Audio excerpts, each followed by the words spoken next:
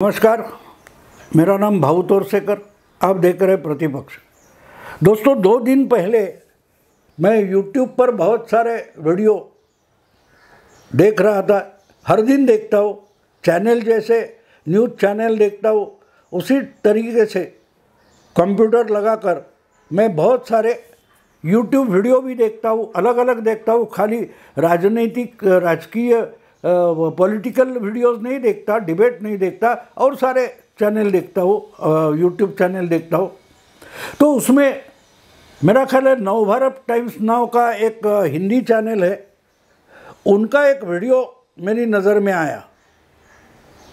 इसमें कुछ truck driver की तकलीफ़ जो थी, फिरियाद थी, उसका ब्यौरा आया था।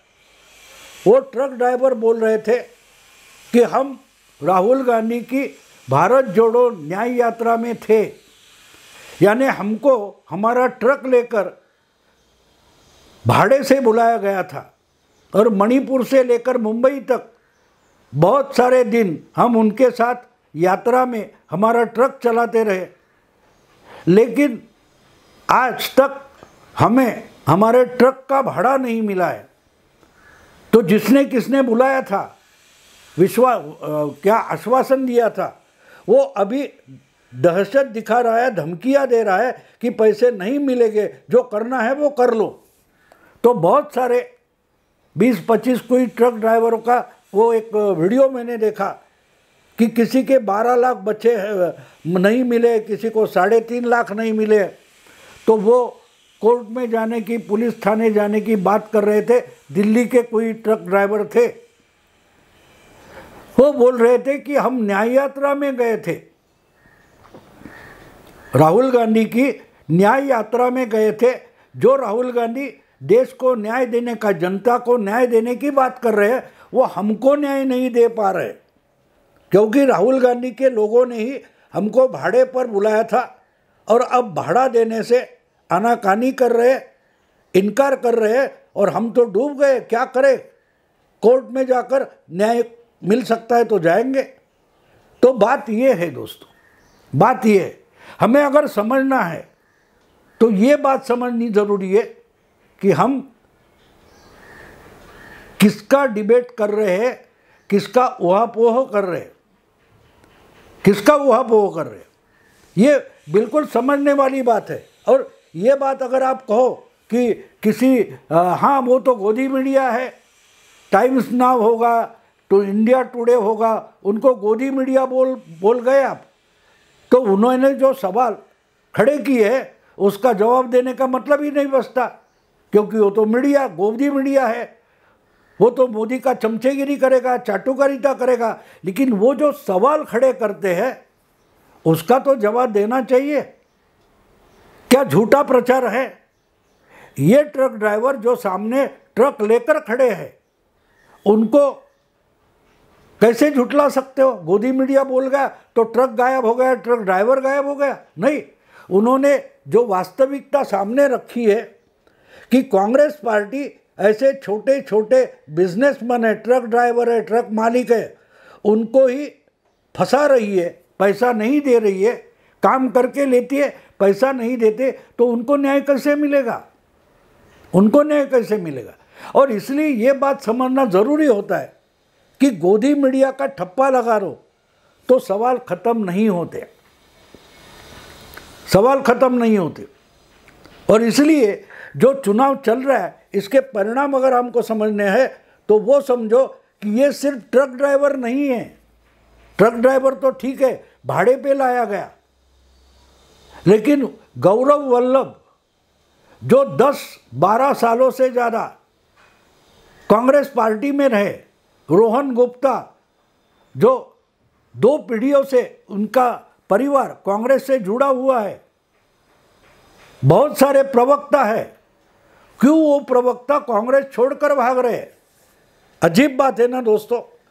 राहुल गांधी हमेशा एक बात बोलते हैं कि मैं नफरत की बाजार में मोहब्बत का दुकान, नफरत की बाजार में मोहब्बत की दुकान खोलकर बैठा हूँ, और इनकी दुकान में बाहर से कोई ग्राहक आने की बात छोड़ो, इनके दुकान में ही काम करने वाले लोग हैं, सालों से काम करने वाले लोग हैं, ये इनकी मोहब्बत से इतने डरे सहमे हैं कि राहुल गांधी और उनकी मोहब्बत की दुकान छोड़कर भाग रहे हैं। अब ये देखिए कि गौरव वल्लभ कौन है, कांग्रेस का नेशनल क्या बोलते हैं स्पोक्स पर्सन, राष्ट्रीय प्रवक्ता हुआ करते थे। रोहन गुप्ता राहुल गांधी की कांग्रेस के राष्ट्रीय प्रवक्ता हुआ करते थे। राहुल गांधी कुछ भी बोले उसका गलत ढंग से समर्थन भी करते आए। राहुल गांधी से प्यार करते थे वो, और सिर्फ राहुल गांधी नहीं, गांधी परिवार से प्यार करते थे।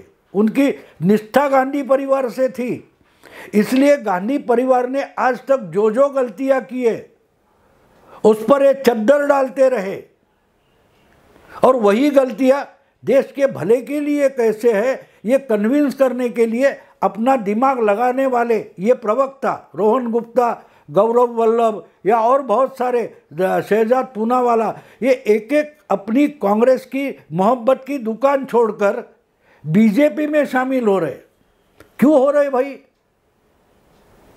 कल तक ये लोग जिसकी चाटुकारिता करते थे, गलत ढंग से उनका समर्थन करते थे राहुल गांधी का, वो तो बोल रहे कि मैंने मोहब्बत की दुकान खोली है।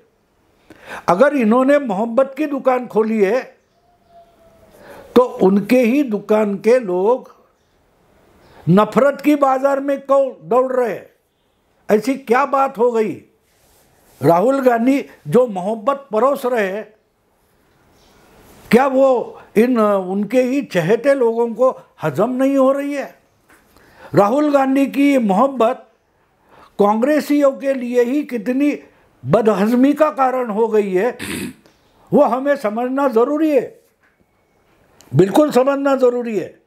और पर्टिकुलरली कांग्रेस पार्टी के बाहर लेकिन कांग्रेस के इकोसिस्टम में रहने वाले जो पत्रकार हैं, जो खुद को ल्यूटियंस पत्रकार, लिबरल पत्रकार, सेक्युलर पत्रकार मानते हैं, बुद्धिजीवी पत्रकार मानते हैं, उनकी समझ में नहीं आ रहा है कि एक एक करके ये लोग कांग्रेस को और राहुल गांधी को छोड़कर राहुल गांधी की मोहब्बत से डर कर क्यों भाग रहे हैं, ये सोचना ज़रूरी है। लेकिन आजकल और एक बात हो गई है, आजकल और एक बात ये हो गई है कि हमको सोचने की आज़ादी चाहिए, विचार स्वातंत्र्य आवश्यक है। और किस लिए आवश्यक है? कि ना सोचने के लिए विचार स्वातंत्र्य आवश्यक है। अगर राहुल गांधी और उनकी पार्टी छोड़कर उनके ही नेता और प्रवक्ता भाग रहे हैं तो ये कैसी मोहब्बत की दुकान है कि जिस मोहब्बत को डर कर लोग भाग रहे हैं? ये कैसी राक्षसी मोहब्बत है कि अपने ही लोग उस मोहब्बत से डरकर भाग रहे हैं, नफरत की ओर भाग रहे हैं, नफरत की बाजार को ढूंढते ढूंढते दौड़ रहे हैं कि भाई ऐसी मोहब्बत से नफरत ही अच्छी। गौरव वल्लभ या रोहन गुप्ता जैसे प्रवक्ताओं को नफरत क्यों अच्छी लगने लगी, क्यों अच्छी लगती है? राहुल गांधी बोलते कि मैं मोहब्बत की दुकान खोलकर बैठा हूँ, तो भैया तुम्हारे ही साथी उस मोहब्बत से डरे क्यों है, सहमे क्यों है, क्यों भाग गए आपकी पार्टी छोड़कर? और एक के पीछे एक, मैं तो सिर्फ प्रवक्ताओं के नाम बोल रहा हूँ, नेता तो कितने भाग चुके हैं और हर दिन भाग रहे हैं, हर दिन भाग रहे हैं। और भागने से भी ठीक है कि भाई एक चीज़ से डरो तो भाग जाओ, लेकिन राहुल गांधी जिसको नफरत का बाजार बोलते हैं, यानी भारतीय जनता पार्टी जिसको राहुल गांधी नफरत का बाजार मानते हैं, उस बाजार में ही आपसे डरे हुए, आपकी मोहब्बत से डरे हुए लोग आसरा क्यों ढूंढ रहे हैं, ये सोचने की ज़रूरत है। और अगर राहुल गांधी नहीं सोचते तो राहुल गांधी को बड़ा नेता, देश का नेता और प्रधानमंत्री बनाने के लिए तड़प रहे हुए ल्यूटियंस दिल्ली के जो पत्रकार हैं, चाटुकार पत्रकार है उनको तो कम से कम सोचना चाहिए, उनके पास अपना दिमाग है ना। राहुल गांधी के पास तो दिमाग है कि नहीं पता नहीं, क्योंकि वो सोचते ही नहीं। लेकिन जो खुद को बुद्धिजीवी मानते हैं, भले वो मोदी जी के खिलाफ हो, बीजेपी के दुश्मन मानते हो खुद को, लेकिन उनके पास अपना दिमाग है। राहुल गांधी के गलतियों पर चद्दर फैलाने के लिए अपना दिमाग इस्तेमाल करते हैं, तो कम से कम राहुल गांधी की गलतियां जो है वो समझने के लिए भी अपना दिमाग लगाए। ये लोग हैं कल परसों तक जो केजरीवाल का बड़ा भारी समर्थन कर रहे थे, बहुत समर्थन कर रहे थे कि केजरीवाल को चुनाव अभी दरवाजे पर खड़ा है और ऐसे वक्त में केजरीवाल को अरेस्ट करना बहुत बड़ी गलती है मोदी सरकार की। अरे भैया, अगर आज चुनाव आया तो पिछले अक्टूबर में तो चुनाव नहीं था। पिछले अक्टूबर 6 महीने पहले केजरीवाल को ईडी ने पहला समन्स भेजा था। अगर उसी वक्त केजरीवाल ईडी के सामने जाते तो उस वक्त तो लोकसभा का चुनाव नहीं था, 5 विधानसभा का चुनाव चल रहा था या खत्म भी हो गया था। तो उस वक्त केजरीवाल क्यों नहीं गए,